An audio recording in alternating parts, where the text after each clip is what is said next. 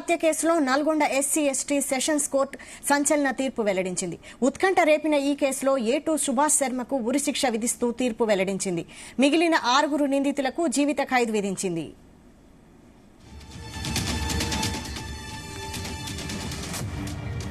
ఈ అంశంపై మరిన్ని details crime bureau chief Raviteja అందిస్తారు. రవితేజ, మిర్యాలగూడ ఎస్టీ కోర్టు సంచలన తీర్పుని వెల్లడించింది. అందరూ ఊహించిన విధంగానే దీంట్లో తప్పనిసరిగా బాధితులకు న్యాయం జరగాల్సిందంటూ కూడా ప్రజలందరూ కూడా అభిప్రాయాన్ని వ్యక్తం చేస్తూ ఉన్నారు. గత కొన్ని రోజుల నుంచి ఉత్కంఠంగా ఎదురు చూస్తూ ఉన్నారు. ఈ కేసులో తప్పనిసరిగా నిందితులందరికీ కూడా ఉరిశిక్ష పడాల్సిందే, జీవిత ఖైదు పడాల్సిందే అంటూ కూడా ప్రజల నుంచి కూడా భిన్న అభిప్రాయాలు వ్యక్తమయ్యాయి. కోర్టుకి అభిప్రాయాల కంటే కూడా ఆధారాలు ముఖ్యం కాబట్టి ఈ కేసులో 1600 పేజీలతో కూడినటువంటి ఎవిడెన్స్ అంతా కూడా ఎస్టీ కోర్టుకి దర్యాప్తు సంస్థలు సమర్పించడము, ఆ కోర్టులో ఎవిడెన్స్ జరిగినటువంటి వాదనలు కోర్టు అన్ని కూడా పరిగణలోకి తీసుకొని A1 ఆల్రెడీ మారుతరావు చనిపోయి ఉన్నాడు, ఆత్మహత్య చేసుకుని ఉన్నాడు కాబట్టి అతని అంశం పక్కన పెడితే A2గా ఉన్నటువంటి సుభాష్ శర్మ, ఇతను సుపారీ గ్యాంగ్ కి లీడ్ గా పనిచేసినటువంటి సుభాష్ శర్మకు ఒక్కరికి మాత్రం ఉరిశిక్ష విధించింది. మిగతా 6 మందికి మాత్రం జీవిత ఖైదు విధిస్తూ కోర్టు ఈ సంచలన తీర్పుని వ్యక్తం చేయడం జరిగింది. 5 ఏళ్ల తర్వాత 9 నెలల తర్వాత ఈ రోజు కేసు రిజర్వ్ అయింది. ఈ రోజు కోర్టు తీర్పును కూడా వ్యక్తం చేసింది. 5 ఏళ్ల నుంచి అటు బాధితులు ఇటు నిందితులు, ఆ కేసులో ఉన్నటువంటి కుటుంబాలు, దేశ ప్రజలందరూ ఖచ్చితంగా ఈ కులాంతర వివాహం కేసులో మారుతిరావు తీసుకున్నటువంటి డిసిజన్ పై కోర్టు తప్పనిసరిగా వీరందరికీ కూడా ఒక చెప్పపెట్టులాగా ఉండాలి. భవిష్యత్తులో కులాంతర వివాహం చేసుకున్న వ్యక్తులపై దాడి చేయాలన్నా, అటాక్ చేయాలన్నా, వాళ్ళని చంపాలన్నా ఈ తీర్పు ఉదాహరణ కిందికి తీసుకోవాలి. ఎవరు కూడా కులాంతర వివాహం చేసుకున్నటువంటి వారిపైన దాడి చేస్తే ఉరిశిక్ష పడుతుంది, జీవిత ఖైదు పడుతుంది. ఈ రకమైనటువంటి కఠిన శిక్షలు వీరిపైన అమలు చేయాలి అంటూ కూడా దేశ ప్రజలందరూ కూడా ఎదురు చూశారు. దేశ ప్రజలు ఎదురు చూసిన విధంగానే ప్రణయ్ హత్య కేసుకు సంబంధించి ఎస్టీ కోర్టు ఒక ఫైనల్ జడ్జిమెంట్ ని పాస్ చేసింది. ఈ ఫైనల్ జడ్జిమెంట్ లో A1 గా మారుతిరావు చనిపోయి ఉన్నాడు, A2గా ఉన్నటువంటి సుభాష్ శర్మ ఈ సుపారీ గ్యాంగ్ అంతా కూడా లీడ్ చేసినటువంటి నిందితుడు, అతనికి ఉరిశిక్ష విధించి మిగతా నిందితులందరిపై కూడా జీవిత ఖైదు విధించారు. అంటే వీరు జీవితాంతం 6 మంది నిందితులు జైల్లోనే ఉండాల్సి ఉంటుంది. A2 నిందితుడు సుభాష్ శర్మని మాత్రం ఇక్కడ జైల్లో ఉరిశిక్ష తీసేటువంటి ఏర్పాట్లు కూడా జైలు శాఖ అధికారులకు ఇంకా కాపీలు అందాల్సి ఉంటుంది.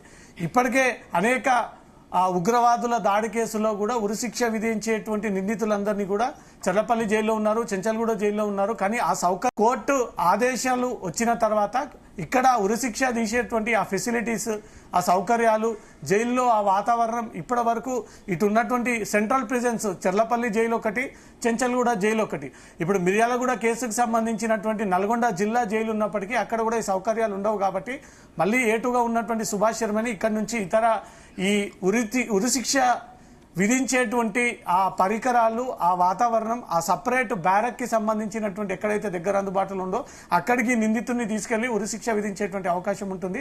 అప్పటి కాలంలో ఈ ఉరిశిక్షలు అమలు చేసేది జైలు, కానీ ఈ కేసులో పక్కాగా ఆధారాలు ఉన్నాయి. టెక్నికల్ సైంటిఫిక్ ఎవిడెన్స్ ఒక్కటి కూడా మిస్ అవ్వకుండా హత్య కేసు ప్రూవ్ అవ్వాలంటే 100కి 100% ఆ పరికరాలన్నీ కూడా పోలీసులు ఎవిడెన్స్ కిందకి సేకరించాల్సి ఉంటుంది. వాళ్ళు ఉపయోగించినటువంటి కత్తులు, అప్పుడు మృతుడి ఒంటిపై ఉన్నటువంటి దుస్తులు, ఇప్పుడు నిందితులు ఉపయోగించినటువంటి ఆయుధాలు, వాళ్ళ ఒంటిపై ఉన్నటువంటి దుస్తులు, వాళ్ళు ఉపయోగించినటువంటి మొబైల్స్, టవర్ లొకేషన్స్, వాళ్ళు మూవ్మెంట్ చేసినటువంటి ప్రతి మూమెంట్, వాళ్ళు ఉపయోగించినటువంటి వాహనాలు, వెనుక నుంచి పథకం రచించినటువంటి వ్యక్తి యొక్క వాంగ్మూలం, ప్రత్యక్షంగా అక్కడ చంపుతుండగా అడ్డుకోవడానికి ప్రయత్నించినటువంటి పంచ్ ఆఫ్ సీన్, అటు ప్రభుత్వ అధికారులు కానీ, ప్రైవేట్ వ్యక్తులు కానీ, థర్డ్ పార్టీ అదర్ పర్సన్స్ కానీ, ఇన్ని హత్య కేసులో ఇవన్నీ సమకూర్చిన తర్వాతే, ఇవన్నీ కోర్టుకి ప్రొడ్యూస్ చేస్తేనే ఈ హత్య కేసులు నిలబడతాయి. ప్రణయ్ హత్య కేసులో డెఫినెట్ గా పోలీసులు స్పెషల్ టీమ్స్ ఏర్పాటు చేసి 99.9% ఎవిడెన్స్ అంతా కూడా క్లియర్ కట్ గా సేకరించి ఆ ఎవిడెన్స్ 1600 పేజీలతో ఈ రోజు కోర్టులో ప్రొడ్యూస్ చేయడం కారణంగానే ఈ కేసు నిలబడింది. నిలబడినటువంటి వెంటనే కోర్టు ఈ రోజు జడ్జిమెంట్ కూడా పాస్ చేసింది. A1 మారుతిరావు ఆల్రెడీ చనిపోయి ఉన్నాడు, A2గా ఉన్నటువంటి సుభాష్ శర్మకు ఉరిశిక్ష విధిస్తూ కోర్టు నిర్ణయం తీసుకుంది.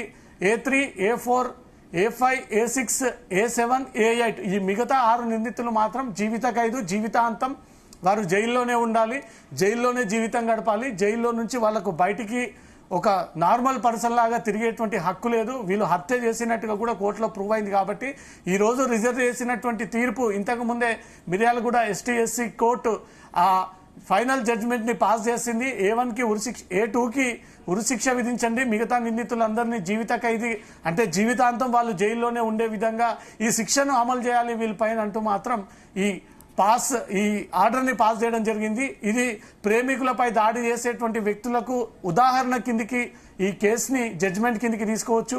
ఇక ముందు ఎవరైనా కులాంతర వివాహం చేసుకుంటే వారిపైన దాడి చేస్తే ఆ దాడిలో ఆ వ్యక్తి కానీ అమ్మాయి కానీ చనిపోయినట్టే ఇదే కేసు వారిపైన ఇంప్లిమెంట్ చేస్తే ఉరిశిక్ష పడేటువంటి అవకాశం ఉంటుంది. సాధారణంగా హత్య కేసులు కొలిక్కి రావు, ఆ కేసు నిలబడదు, ఆ కేసులో ఉన్నటువంటి ఆధారాలు తారుమారవుతా ఉంటాయి. ఈ అన్ని ఆధారాలు సేకరించడం పోలీసులకు పెద్ద టాస్క్ గా ఉంటుంది. కొన్ని ఆధారాలు దొరకనటువంటి వాటివి వదిలేస్తారు, కొన్ని ఎంత ప్రయత్నించినా దొరకకపోవడము, కొన్ని టవర్ లొకేషన్స్ అన్ని కూడా తీసిన ఆ ప్రొవైడర్స్ సహకరించకపోవడము, ఆ కాల్ డాటా ఇవ్వకపోవడము, కొన్ని సమస్యల కారణంగా 99% ఈ కేసులకు సంబంధించి హత్య కేసులో అవి నిలబడేటువంటి కేసులు కావు. చాలా మంది హత్య కేసులో ఒక రోజులో హత్య చేసి రెండో రోజు జైల్లో ఉండి మూడో రోజు వాళ్ళు అక్కడికి అండర్ ట్రయల్ ఖైదీలుగా వెళ్లి ఫస్ట్ బెయిల్ రిజెక్ట్ చేసిన రెండో బెయిల్కి హత్య చేసినటువంటి నిందితులు బయటకు వచ్చి ఒక పక్క చనిపోయినటువంటి వ్యక్తి దహన సంస్కారాలు అంటే వారి దినాలు ముగియక ముందుకే ఆ కేసులో ఉన్నటువంటి నిందితుడు బయటకు వచ్చి మళ్ళీ తిరిగి భయభ్రాంతులకు గురి చేసేటువంటి అవకాశాలు ఉంటాయి. హత్య కేసులో ఒక వ్యక్తి పైన జీవిత ఖైదు విధించాలంటే పక్కాగా బలమైనటువంటి సాక్ష్యాధారాలు పోలీసులు సేకరించాల్సి ఉంటుంది.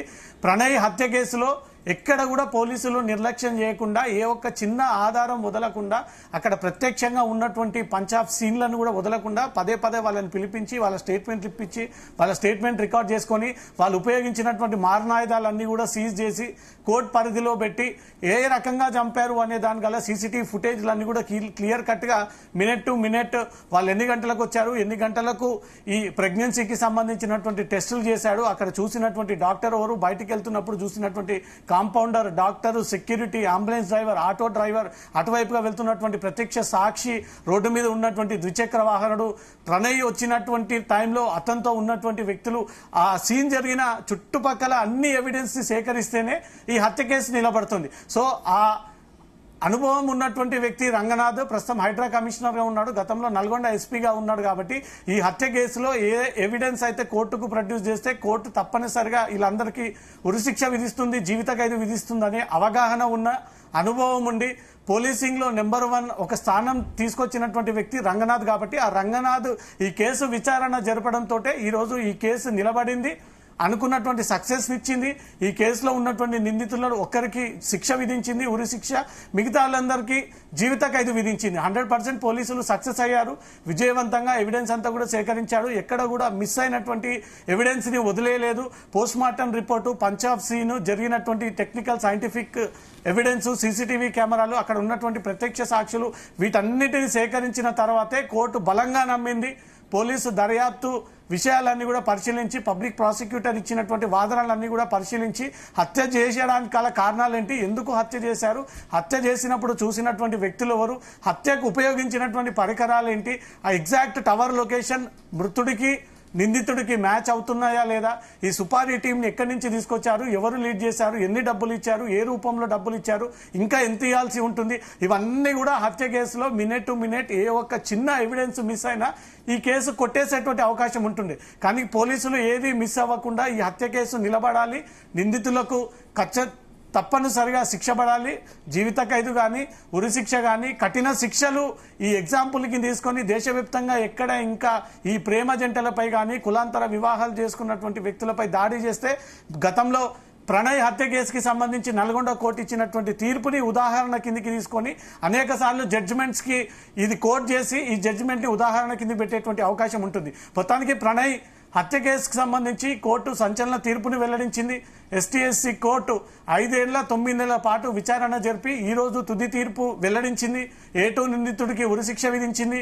మిగతా నిందితులందరూ కూడా జీవిత ఖైదు విధిస్తూ మిగతా 6 నిందితులందరూ కూడా జైల్లోనే ఉండాలి, జీవితాంతం బయటకు వచ్చేటువంటి అవకాశం లేదు. కానీ ఇక్కడ డిస్టిక్ కోర్టు మాత్రమే, ఎస్టీఎస్సీ కోర్టు ఈ తీర్పునిచ్చింది.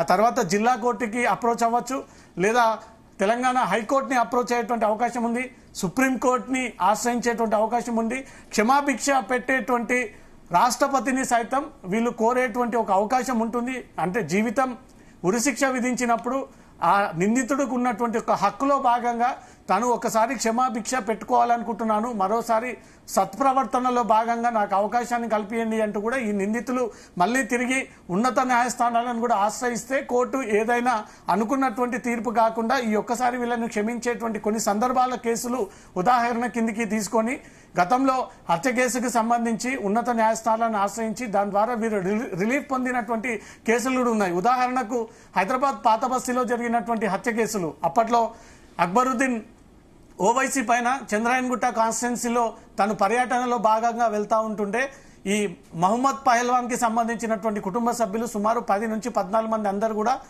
అక్బరుద్దీన్ పై అటాక్ చేసి అతను తీవ్రంగా గాయపరిచి కొంతమంది గన్ ఫైరింగ్ చేశారు, కొంతమంది కత్తులతో దాడి చేశారు, కొంతమంది అతన్ని చంపేటువంటి ప్రయత్నం చేశారు. ఈ కేసులో కూడా కోర్టు, నాంపల్లి కోర్టు వీళ్ళందరూ కూడా రిలాక్సేషన్ కల్పించింది. గతంలో కోర్టు వీరందరికీ ఉరిశిక్ష విధించాలి, జీవిత ఖైదు విధించాలని ఆర్డర్స్ ఇచ్చినప్పటికీ మళ్ళీ తర్వాత వీళ్ళు ఉన్నత న్యాయస్థానాన్ని ఆశ్రయించడము, కొంతమందికి రిలాక్సేషన్ కల్పించి వీళ్ళందరూ కూడా విడుదల చేయాలి, వీళ్ళకి ఈ కేసుతో సంబంధం లేదు, వీళ్ళకు మరణశిక్ష విధించకూడదు అంటూ కూడా గతంలో ఈ కేసులో నిందితులందరూ కూడా రిలీజ్ చేసి బయటికి పంపించినటువంటి సందర్భాలు ఉన్నాయి. హత్య కేసు సాధారణంగా నిలబడదు, వాటికి సాక్ష్యాధారాలు చాలా బలంగా ఉండాల్సి ఉంటుంది. నిందితులు చాలా తెలివిగా ఏ ఎవిడెన్స్ పోలీసులకు దొరకకుంటే మనం ఈ కేసులో ఉండకుండా బయటపడొచ్చు అని ఈ సుపారీ గ్యాంగ్ అవగాహన ఉంటుంది. కాబట్టి ఈ హడావిడిలో ఆ ఎవిడెన్స్ అంతా కూడా వదిలేసి వెళ్ళిపోవడము, అది పోలీసులు ఛేదించడము, ఆ ఎవిడెన్స్ అంతా కూడా సేకరించడము, సేకరించినటువంటి 1600 పేజీలకు సంబంధించినటువంటి ఛార్జ్షీట్ కోర్టులో ప్రొడ్యూస్ చేసి ఈ కేసుని ఎలాగైనా నిలబెట్టాలంటూ తెలంగాణ పోలీస్ శాఖ ప్రతిష్టాత్మకంగా తీసుకొని పోలీసులు ఎక్కడ కూడా నిర్లక్ష్యం చేయలేదు అంటూ చెప్పుకోవడానికి ఈ కేసులో సాక్ష్యాధారాలన్నిటి కూడా కోర్టులో ప్రొడ్యూస్ చేయడము, కోర్టు ఈరోజు అవన్నీ పరిగణలోకి తీసుకొని వాదనలు విన్న తర్వాత పబ్లిక్ ప్రాసిక్యూటర్ అంశాన్ని పరిగణలోకి తీసుకొని ఏకీభవించి హత్య చేయడానికి గల కారణాలు ఆ వివరాలన్నీ సేకరించిన తర్వాత ఈ తుది తీర్పుని వెల్లడించింది. ఒకరికి మరణ శిక్ష, జీవిత శిక్ష, మిగతాలందరికీ కూడా జీవిత ఖైదీగా వీళ్లకు ప్రకటించి ఈ కోర్టు సంచలన తీర్పుని వెల్లడించింది. Vaishali. Right, thank you Raviteja.